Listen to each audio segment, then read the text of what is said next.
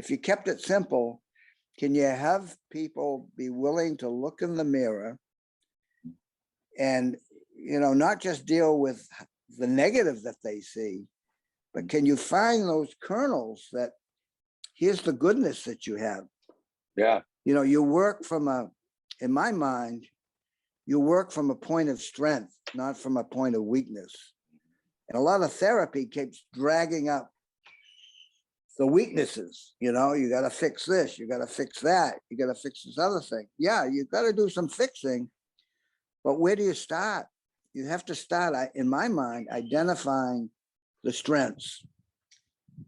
And you need to, as a therapist, you need to see the strengths, but you also, through that therapeutic dialogue, you got to get that person or that group to see the values that they have, the strengths that they have. If you can identify the strengths, then you can get on a roll. How do we use our strengths to overcome the weaknesses? And I go back to the Cape Ann Children and Family Center clinic days. And it was also with Cutter's influence again. We were working with a lot of adolescents from those school districts that were, they were throwing chairs at teachers, incorrigible at home,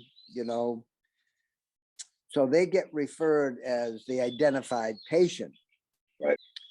We believe you had to start with just learning to have some fun together. Part of finding goodness in self is to get people to realize you can have fun in your life. And I don't mean fun in a frivolous way, but the enjoyment of fun, play with a purpose. That's what I was trying to write about. Every activity must have meaning. Yeah. And some of it is singular meaning and some of it is multiple meanings. So the crafting of the activities, without being overly simplistic, is can you show people that they, in fact, through their energy, through their effort, they can enjoy something. Yeah. Because for many of them, they enjoy nothing. Right. Right. So what we decided, we would, in the course of a month, every week we would meet with the kids, but one time a month, it's the kids with their parents. Now, what was that all about? It was also to start to teach parents that they can have fun with their kids. Yeah. Because that had all gone kaput. All the parents were dealing with was the misery with an asshole kid.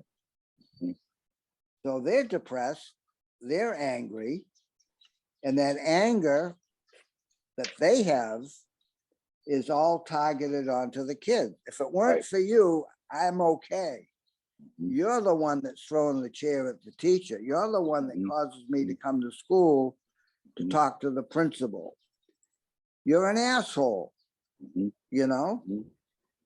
So that one out of 4 weeks, 1 week, one session per month is the parents with the kids. And that had to be very carefully crafted.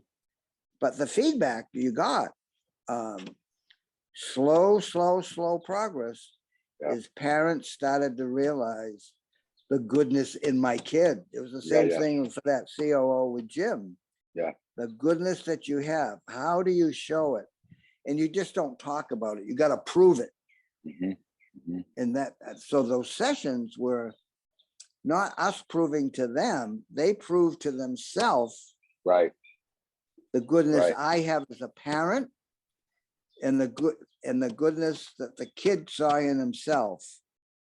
Does that make sense what I'm saying? But you must play with a purpose. Why? I think what I mean by that, Joe, is it's more of the sequence that you start somewhere, right? So when I think back, sometimes, as simplistic as it is, can we do something together that's just enjoyable, fun? It's the least place to receive resistance. Yeah, Who's Yeah, going to so- argue with fun? right. So if you use the football analogy again that we talked about last time, the offense does what the defense allows them. So if you think of the patients you work with, they're very well defended. They need to be to survive, Right, right? right. So you start somewhere, and as simple as it sounds, can we just do something together that's enjoyable? That means you don't have to be drinking, you don't have to be smoking dope, you don't have to be doing cocaine. That's fun, you know? Right, right, right, So you're right. trying to redirect that to sociably acceptable fun, self-destructive fun versus constructive fun. Yeah. So And you start purpose is- somewhere.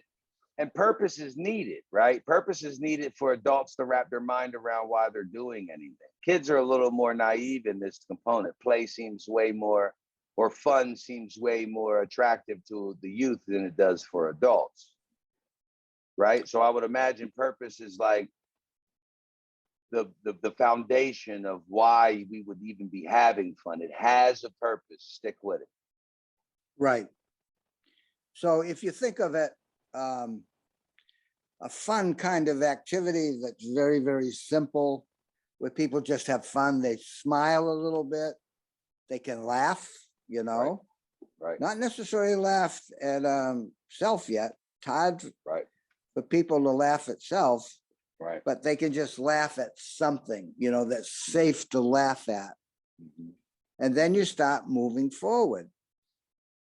What I mean by play with a purpose is there's a sequence in my mind, and I kind of, maybe I'm hopefully making sense. Eventually, you do something like those trust sequences, Mhm. because you know, for the people that you're working with, they have a very difficult time trusting much of anything, let alone themselves. Right. So when you think of that whole trust sequence, and I go back to the clinic days, where that fourth meeting every month is with the parents with the kids. Can you imagine?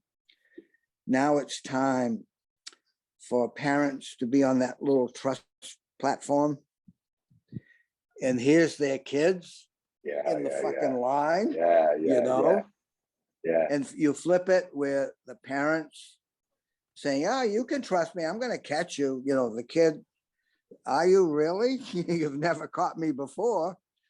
The dynamics are so unbelievable Yeah, with kids first falling. And there's a lot of reluctance there, you know.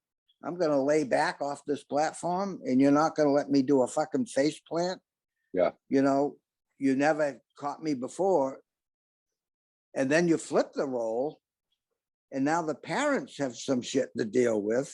Yeah, Do I trust my kid to now be responsible in a Yeah. bit, in a very real way? yeah, yeah, yeah, yeah. So, And for the purpose of fun, and right? it's Is still, I have to take this risk in order to have fun, right? I mean, Yeah. we also could say falling off of why would anybody fall off of a trust fall? It wouldn't just be, yes, as the facilitator, we would want to embody and empower trust.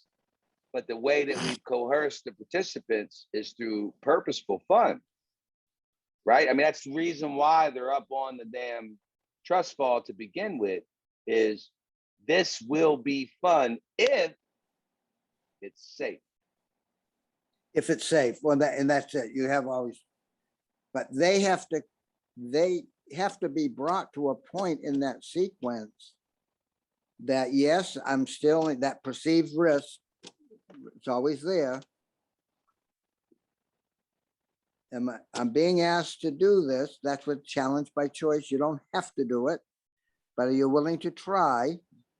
And if you're still kind of balking at it, tell me what more you need to be willing to try. So that's all of the therapeutic dialogue. Mhm, Tell me more about what you need. mhm. And I'm So I'm what looking. comes with the fun is the exhilaration, that exalted exhilaration of, wow, I can do this. Yeah. And that's on the part of the kid as well as the parent in the clinic days, where they would talk about, some of those debriefs come back to me as clear as it was happened yesterday. And you'd hear things like, I never believed I could be able to do this with my Yeah. kid, or the kid saying, I never believed I could do this with my mother or my father. Right, and you're Unbelievable. bolstering self-concept. You're both bolstering self-concept. It's all towards restoring self-confidence Yeah. for the patient or patients. So that's what I meant when you asked me the question of how did you ask it about play with a purpose? yeah. Does that help at all?